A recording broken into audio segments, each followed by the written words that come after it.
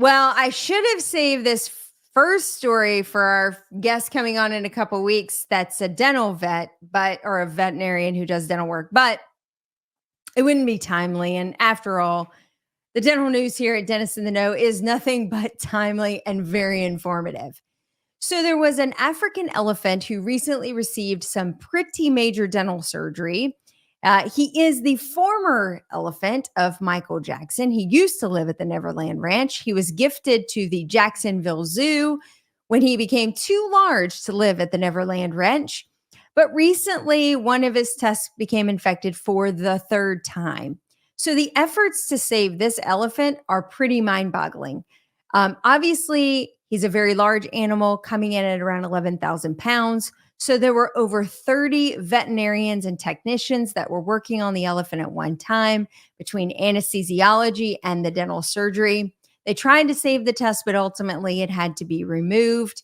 I am a little concerned about his re-entry back into the animal kingdom. How do the other elephants feel now that he only has one tusk? Is this going to be psychologically a very difficult transition? I feel like the story doesn't end here, but at least for Dentist in the Know for this news article, it does. Another interesting story that came out of the wonderful citizens of the US of A. A gentleman attempted to sue CVS for selling a product to help dry mouth that did not effectively cure his salivary gland disease problem. The judge has dismissed the case in full. The laundry list of things that he has cited against CVS for false advertising and misleading the consumer fell pretty flat when they highlighted many of the statements on the box that stated not approved by the FDA to cure or solve any major known diseases, and also not intended for salivary gland dysfunction. Anyway, he didn't get the relief he needed, and he didn't win that particular case. An Iowa dental student did a pretty interesting thing last week. So we know about, yes, we've been talking all about the Masters, but there was another pretty big sporting event just within the last few days. We had the Final Four, and March Madness was going on crazy.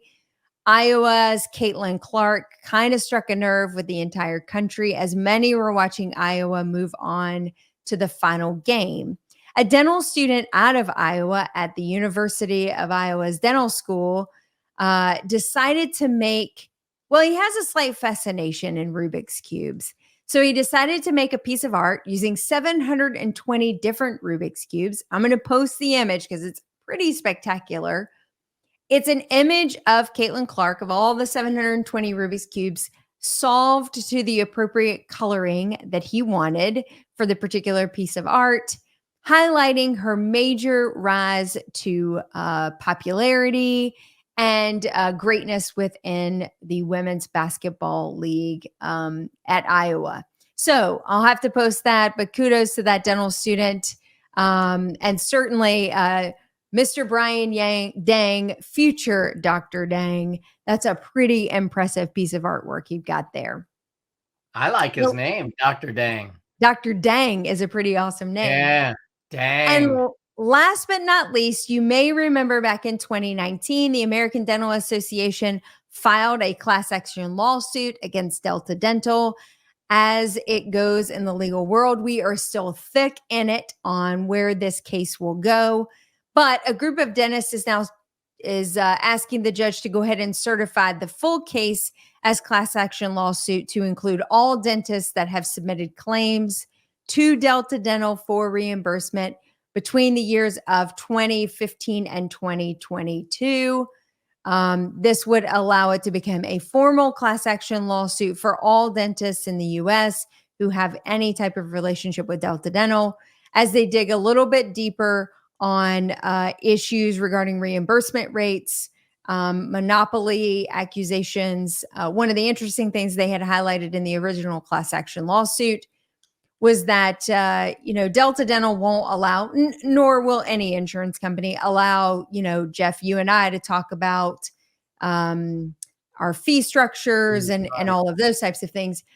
But Delta Dental sort of leverages all of its different marketing efforts throughout each individual state, claiming that they're all individual companies, even though they all sort of operate back to the major one.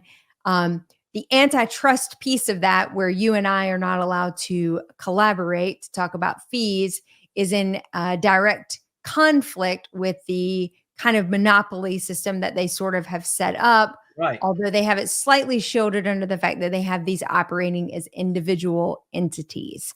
So we'll see where that goes. I think there are many, many, many, many dentists sitting out there hoping that this gets some legs and that maybe we can finally get a little bit of justice for the providers out there doing the hard work every day on behalf of Delta Dental. And with that, that's the news.